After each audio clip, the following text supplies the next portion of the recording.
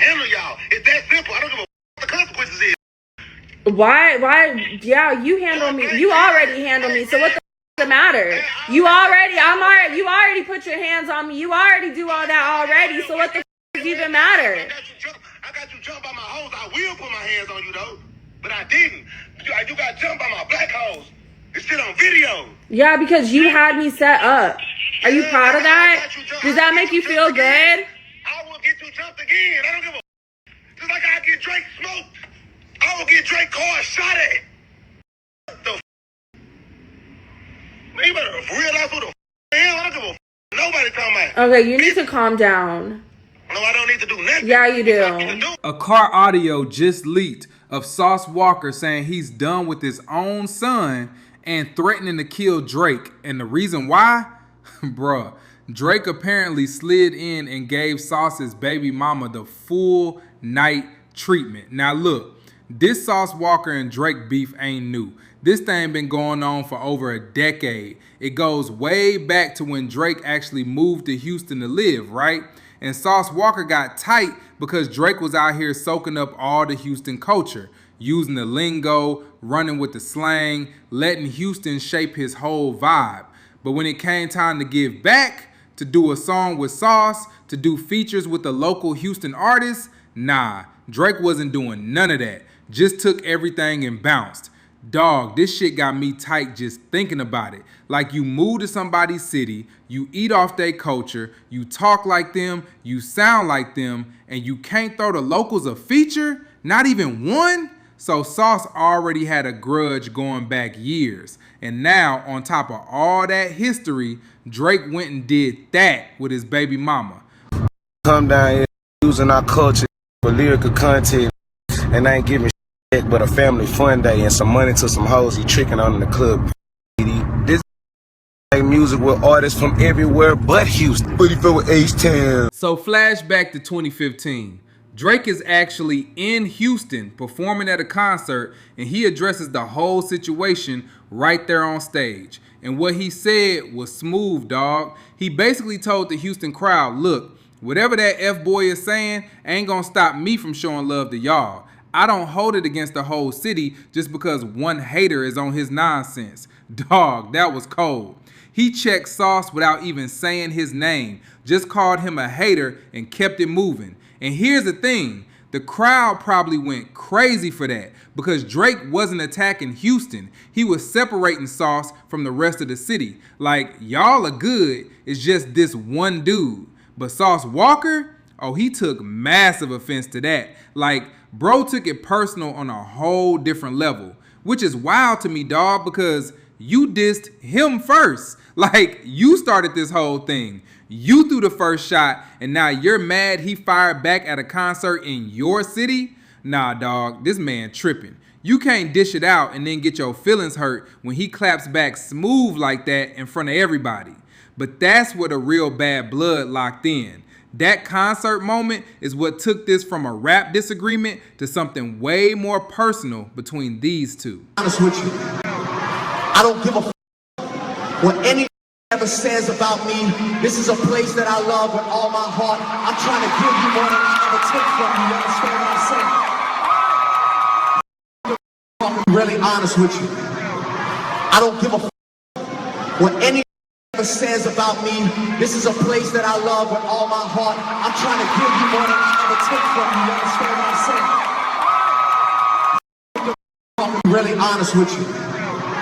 I don't give a f what anyone ever says about me. This is a place that I love with all my heart. I'm trying to give you more than I ever took from you. You understand what I'm saying?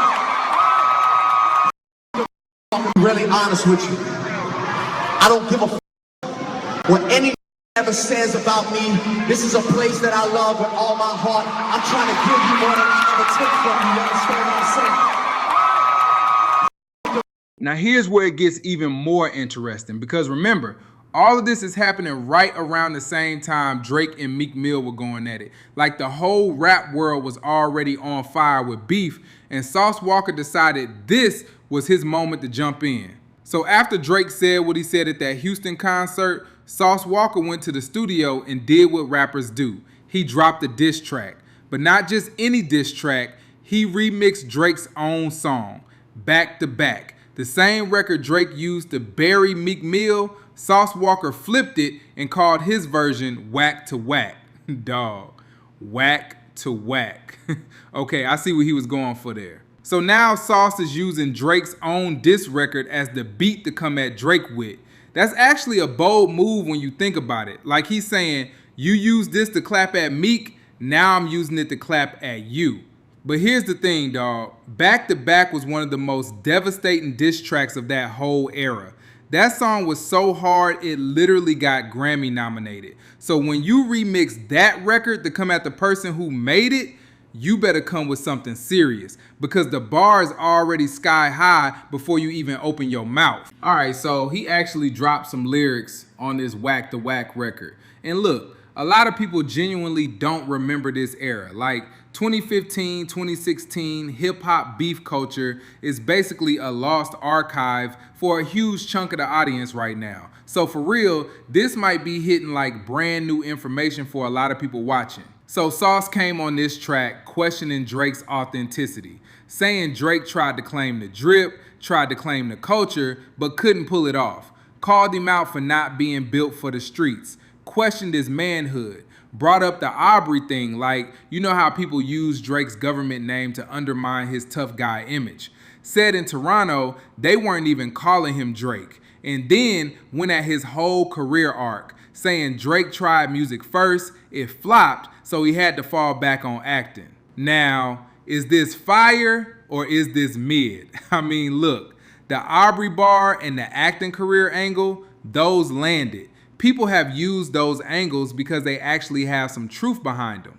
But the rest of it, dog, it's giving 2015 punchline rap. Like, it's not bad, but it's not exactly something that was going to shake Drake either. And that's kind of the problem when you come at somebody Drake's level. If it ain't devastating, it basically counts as a loss. Now look, I gotta keep it a buck with y'all real quick. My commentary might sound like I'm coming in with a bias here, but dog, y'all know me. Y'all know I don't move like that. I actually mess with Sauce Walka. Like genuinely, this ain't me hating on the man. But if I'm being completely honest with y'all right now, this is not his best work, like at all. And that's the thing about being a real commentator. You gotta call it how you see it, even when you rock with somebody. I'm not gonna sit here and hype up something just because I like the person behind it. That's not real, that's not fair to y'all, and honestly, that's not fair to Sauce Walka either. The bars were there in spirit. The intention was there. He clearly had something to say and he wanted to say it loud. But execution-wise, compared to what Drake was doing in that same era, especially with Back to Back already in the air, dog, that's a tough comparison for anybody. So nah, no bias over here. Just calling it straight. Sauce Walka is capable of better. This particular record just wasn't the one. Nah, dog, I take it back. This ain't just not his best work. This is straight up trash. Like, I was trying to be diplomatic, but nah, we're being honest today. So Sauce keeps going on the track and he's hitting Drake with the not black angle, the Cambodian line, basically questioning Drake's authenticity and where he really comes from culturally. Then he brings up Drake moving to Houston and implies he was out here just living off the city's culture and lifestyle. And then he gets into the syrup bars, the money spending bars, and then, dog, he goes there. Now look, I gotta pause here and give y'all some context because this part is important. There's a rumor that's been floating around, and even Joe Budden talked about this on his podcast. So this isn't just some random street gossip. This came up in mainstream hip hop conversation. The rumor is that women who have been with Drake have come out and said that Drake pays them $2,500 and has them sign an NDA afterwards, a non-disclosure agreement. Basically, a legal bound of secrecy. Now look, if that's true, is there anything technically wrong with that? Not really. Consenting adults, legal agreement, his own money. But the way it sounds though, dog, the optics on that are just not great. And Sauce Walka was absolutely using that as ammunition on this track. And dog, nobody is out here thinking Drake needs to pay for company. That man is Drake. That's not even a debate. So the way people see it, that 2,500 ain't really about the night itself. It's about what comes after. The money is for your silence. That's what the NDA is really doing. It's damage control, not just privacy protection. And that's what makes it suspicious. Because a regular NDA alone, sure, lots of celebrities do that. But when you're attaching a check to it, now people start asking, what exactly needs to be buried bad enough that you need both a legal document and money behind it? And this wasn't just street gossip either. Joe Budden talked about this openly on his podcast. So when Sauce was referencing it on the track, he was tapping into something that was already circulating in real hip-hop conversations. But anyway, y'all get the picture with all that. Now here's where things get really interesting. According to Sauce Walka himself, this beef with Drake was never just an internet thing. Like, it wasn't just diss tracks and social media back and forth. Sauce has actually said on record, yo, me and Drake have had real life altercations, run-ins that never made the internet, never went viral, just happened and got buried. And dog, when I heard that, I genuinely had to stop for a second, because that changes the whole energy of this story. Like, we're sitting here talking about bars and diss tracks and NDA rumors, but this man is saying there were actual face-to-face situations between him and Drake that the public never even knew about. And the crazy part, this kind of just slipped under the radar. People heard it and moved on like it wasn't a big deal. But think about what he's actually saying here. These are two people who apparently have history that goes way beyond whatever got documented online. And in an era where everything ends up on the internet eventually, the fact that these run-ins never surface, that actually says a lot, dog. Either people kept it quiet on purpose, or it was serious enough that nobody wanted to talk about it. Over you constantly coming in the city, I'm constantly traveling around the world. We gotta bump into each other. There's no such thing as not bumping into each other. And every altercation that me and Drake have had over the years, like, y'all seen what y'all seen on camera, but it's a whole bunch of that will go on in the city of Houston that's not on camera, with different conversations and encounters where we run into each other.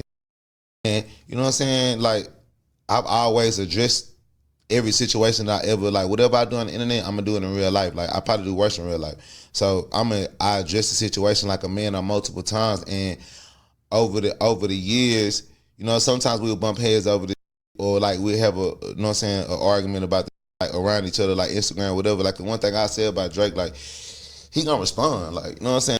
Feeling like Drake ain't gonna respond, or like, you know what I'm saying, or he gonna like run from, like, I've like pulled up on Drake multiple times, like on some pressure. Bro, don't run from the situation. He gonna come talk to me over here. Let's talk like me and a whoop, or like try to stud up for him. But you know what I'm saying? I'm gonna be me. We gonna be us. You know what I'm saying? But I will say that, like, Drake, he not gonna like act like this. If it's around him, or he know that it's approaching, he not gonna like act like it don't exist, or he not like gonna like try to shun away, or like do some scary. Yeah, you know what I'm saying? One of those where be like, yo, what y'all talking about? Yeah, like, what y'all talking about? I don't even know I was doing that. Yeah. Now here's where it gets a whole different kind of crazy. Sauce Walka actually believed at some point that this whole thing was dead. Like, he told Academics straight up, Drake reached out, they talked it out like men, and the beef was squashed. And honestly, that's actually a mature move if true. Two grown men getting on the phone, handling it privately, moving on. Respect to that. But, dog, because there's always a but. Whether that peace treaty was ever real, whether it lasted 5 minutes or 5 years, none of that mattered in the end. Because while Sauce thought everything was cool between them, Drake allegedly slid straight into his baby mama situation. So either Drake genuinely thought the beef was dead and just happened to shoot his shot with no malicious intent, or, dog, he had that man completely relaxed and comfortable while quietly doing the most disrespectful thing imaginable behind his back. And that is what makes this whole story so wild to me, because Sauce Walka thought it was over. He said it himself. They talked as men. It was done. But this beef was never over, dog. Not even close. Sauce just didn't know it yet. It got to a point where bro just like reached out to me, or he invited me to a party he had in Houston. He had like like a get together or whatever at a David Buston. He invited me to that. It's a spot. You know how we get down to Houston. Like that's another thing too. It ain't that many places in the world you can go to. No, he like David Busters everywhere. I mean, David Busters in Times Square. I understand that. But I think I'm that's saying, just like one play. That whole setup of how that vibe is though. You probably got that from Houston. I'm telling you. That's some play David Busters. We do that in Grown a lot of athletes? spots. We do that in a lot of spots. Bowling alley, race car place, Top Golf. Like Houston is a place where it's gonna be some rich player from the city gonna come to this place with 30,000, 50,000, 20,000, whatever y'all want. We shutting the club. We shutting this event space down tonight. And that's gonna be our thing. We finna come here and smoke weed. We finna have girls up here twerking. We finna turn whatever it is. If this was, it could be not Chuck E. Cheese because that's for kids. But I'm just saying. No, I get it. Dog, see, this is the problem. Sauce Walker thought the beef was squashed, but I genuinely don't think Drake ever got that memo, like at all. Because here's what happened. Sauce Walker and Adam 22 got into it at some point. And Adam 22 goes on his podcast with Whack 100 and casually reveals that he was on FaceTime with Drake, and Drake was saying some real unfavorable things about Sauce Walker on that call. So while Sauce is out here thinking everything is dead and buried between them, Drake is literally on FaceTime with Adam 22 talking crazy about him. Dog, the peace treaty was not mutual. That's clear now. And of course that clip gets out, because it always gets out. And when Sauce Walker sees it, he responds immediately. Just like that, the beef that was supposedly squashed is fully back on and running like it never stopped. And honestly, dog, this is the part that gets me, because Sauce genuinely believed they had an understanding. He said it himself. They talked as men, it was over.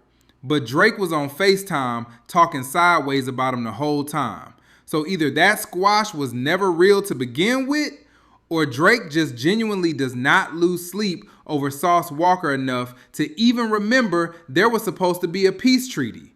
Either way, dog, it was far from over. Talk about the G-Wagon, so I'm just listening. Let's just say that Drake has been giving me a little bit more information about Sauce that I might not otherwise have. I'm trying to. So even back then, like I don't know, like he's someone who just decided that he wanted to beef with me, even though I've always shown him full respect. And honestly, even when me and Drake were having our little FaceTime powwow about him last night, like Drake, it was like, yeah, I respect him. He's a hustler. He made something out of himself out of Texas, but he just got to stop popping that.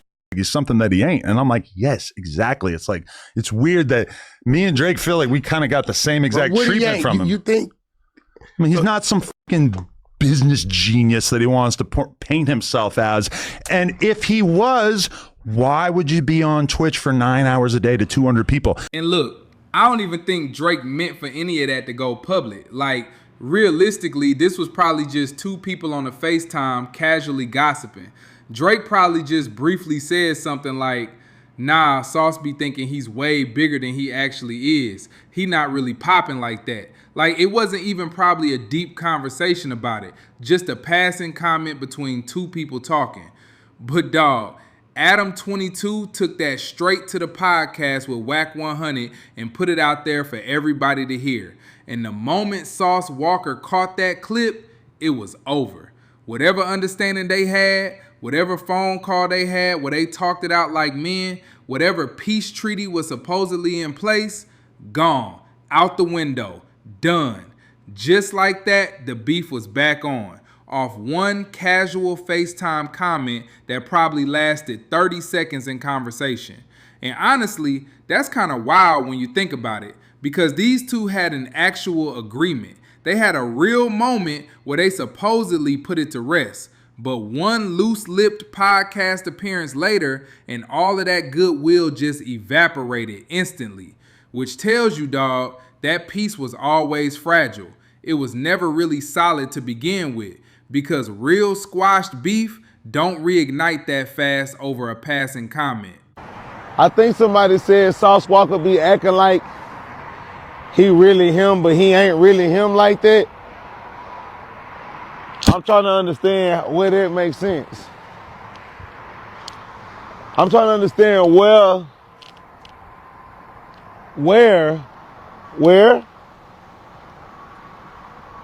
I'm trying to understand where and how is Sauce Walka not him like that, but he think he him like that. I'm just trying to, I'm just trying to figure it out. I'm just trying to get it. When you look across the street, right there, right all the way across the street, don't they see Enterprise? You see that sign over there? It say Enterprise, right? If anybody on the splat ever use Enterprise, okay, well, this is my Enterprise. Somewhere between that academics interview last year and right now, the beef between Sauce Walka and Drake came back full force. And within that exact same window, Drake apparently got involved with Sauce Walka's baby mama. Dog, think about that sequence for a second.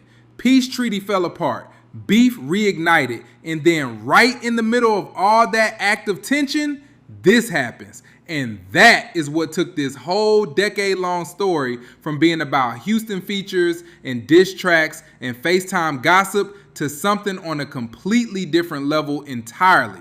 This ain't about music no more, dog. This just got as personal as it gets. So this is the baby mama at the center of everything. The woman involved with Drake, and Drake apparently gave vicious backstrokes to, while she's connected to Sauce Walka through their kid. And when you factor in a whole decade of history between these two men, the beef, the fake peace treaty, all of it, and then this happens, you understand exactly why that audio leaked the way it did. Because this ain't rap beef no more, dog. This hits different when it involves the mother of your child. That's a wound that don't heal easy. So apparently the baby mama is now Sauce Walka's #1 enemy, because in his eyes, she knew about the beef between him and Drake and still went there anyway. So Sauce is calling her phone, going off, telling her it's smoke, and she does what people do in 2024. She leaks the call. And on this call, he's talking about shooting up Drake's car and how he runs the city. And look, I get it emotionally. You just found out Drake slid in on your baby mama. You're heated. You want her to know you're bigger and badder than him. But dog, it's Drake. That's the problem right there. Like, you can't really play the I'm better than him card when the whole world knows who Drake is. The street credibility angle only goes so far when the other man is literally the biggest artist on the planet. And deep down, she probably knows that too, which makes the whole situation even more embarrassing for Sauce. Because no matter how many times he says he runs the city, she already made her choice, dog. They mouth don't say nothing about me with my baby mama or nothing, or I'ma handle y'all. It's that simple. I don't give a what the consequences is. Why, yeah, you handle me. You already handle me. So what the matter? You already put your hands on me. You already do all that already. So what the even matter? I got you jumped by my hoes. I will put my hands on you though, but I didn't. You got jumped by my black hoes. It's shit on video. Yeah, because you had me set up. Are you proud of that? Does that make you feel good? I will get you jumped again. I don't give a just like I get Drake smoked. I will get Drake car shot at. What the man, you better realize who the hell. I don't give a nobody talking about. Okay, you need to calm down. No, I don't need to do nothing. Yeah, you do. Dog, I'm genuinely disappointed in Sauce Walka right now, because this man literally admitted on Whack to Whack that he's a pimp. Like, that's his whole identity. That means he's supposed to operate on a completely different level than regular men when it comes to this stuff. Like, my guy, you knew what came with beefing with Drake. You knew there was going to be consequences. You knew women in your circle were going to be targets. That's just the reality of the situation you put yourself in. So crashing out over it, threatening to shoot up his car, talking about going to war over something you honestly should have seen coming, dog, that ain't it. And here's the real talk. Even if you could get to Drake, which is already nearly impossible, this man walks around with massive off-duty officers, bulletproof trucks, multiple vehicles, practically a whole police escort. Getting at Drake isn't just risky, that's a death sentence straight up. So you're really about to throw your whole life away over this situation. That's the hill you're dying on? You already made one bad decision having a kid with her. Don't compound it by doing something that gets you life in prison Or worse, if this situation got you this deep in your feelings sauce, it might be time to step away from the game entirely, because this ain't how somebody operating on that level is supposed to move. Anyway, y'all let me know in the comments what you think about all of this, and don't forget to like and subscribe if you want more videos like this. Until then, stay tuned.